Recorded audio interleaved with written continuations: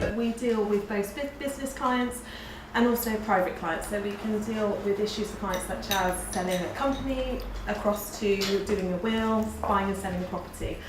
So there shouldn't be anything that we can't really assist with. So hopefully we cover a broad range. The Cheltenham office, so the local office for here, is based on Wellington Street, so just down the road from here, and that's where I'm situated as well. And we have about 150 staff there. So we're a growing firm, but what we're very keen on is focusing on any client, no matter how big, how small, whatever the issue is that they want some help with. We're really focused on client care and hopefully building relationships with clients, which means that they will come to us for whatever they need, and hopefully as will family members for years to come. So a bit about me. I've been at Harrison Park Rickerbys for about 13 years now. I grew up in Tewkesbury, so relatively local to here, and I live in Cheltenham with my husband and 2 children, so I have a 5-year-old and a 2-year-old. So mine and my husband's favourite word at the moment is relentless. That's what life is. Relentless in a good way. It certainly keeps us busy. And I try very hard to balance the career with doing everything I should and feel like I need to be doing at home. And sometimes that works, and sometimes it's stressful, but good for, all good fun in the making as well. In terms of hobbies, I play netball. I really enjoy spending time with my family and friends, and I've just joined a pub singing group which combines 2 of my loves, which is a glass of wine and also trying to sing and hopefully sound okay at the same time. So in terms of what I do, our family solicitor is quite a broad heading for assisting clients with various issues, usually related to the breakdown of a relationship. So I deal with divorce cases, which is probably the first thing that comes to mind when you think of that term. The divorce process itself is actually relatively straightforward. It's the financial side of things that can be really difficult for people to resolve, and that's how they are going to divide up the assets that they're holding at the time that the marriage breaks down. That can often involve quite complex issues such as pensions, such as there's a family business, for example, and it's trying to work out how we extricate both parties from that. So that often is the most complicated and involved element of the divorce process itself. I also deal with children's cases and assist clients with those, so that is upon a relationship breakdown, where the children are going to live and how much time they're going to spend with the other parents. So obviously that can often be one of the most emotive elements that parties have to think about and deal with upon a relationship breaking down. What's becoming more common is people living together, not necessarily getting married, but cohabiting for a long period of time, buying a house together.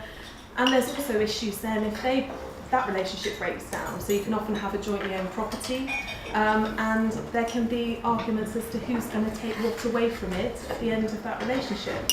So involved in that is not just thinking about what happens when the relationship breaks down, but also thinking about what happens beforehand. So for example, if you know somebody's going to be buying a house with somebody and they're not married, a little alarm bell comes off to say, okay, well, should we have a think about whether we want to put a document in place which says what's going to happen if the worst happens. It's not the most romantic thing to think about, but it actually can avoid a lot of cost and stress later on for them. That's where it ties into prenuptial agreements. Now, preparing for your wedding, getting the dress, getting sorted, it's not, again, not the most romantic thing to think. Let's sit down and work out what would happen if we got divorced later on.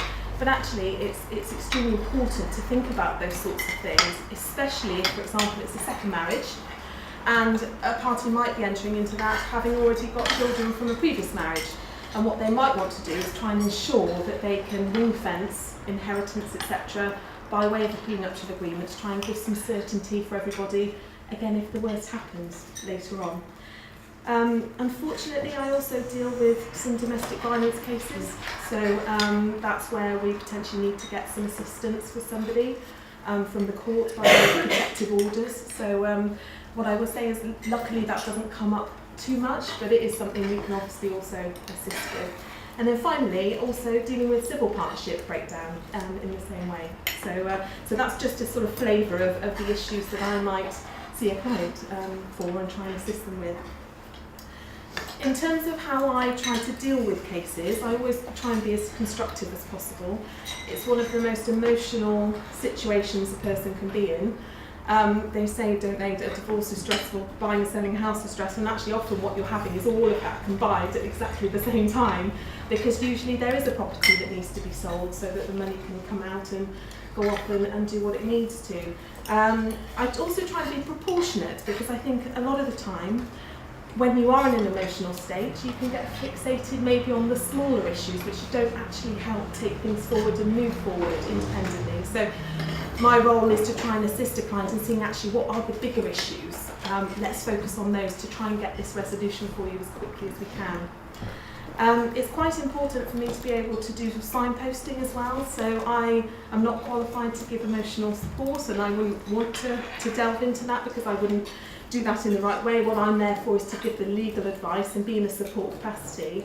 So signposting is really important, and being able to say, okay, I think you've got some concerns there, and I'll refer you to a GP or to somebody you can go and talk to, a counsellor, etc., to make sure they're getting that support in the right avenue that isn't necessarily what my particular role is. And also it's important for me to investigate the best options for a client. So, for example, I would always encourage the people who are breaking down their relationship to continue to communicate. Mostly because often there are children involved, and of course you're going to be tied together with somebody, with your parents, for years and years to come. Hopefully there'll be weddings, there'll be birthdays, and if you can start that communication as early on into that process as possible, then hopefully that will carry on from there.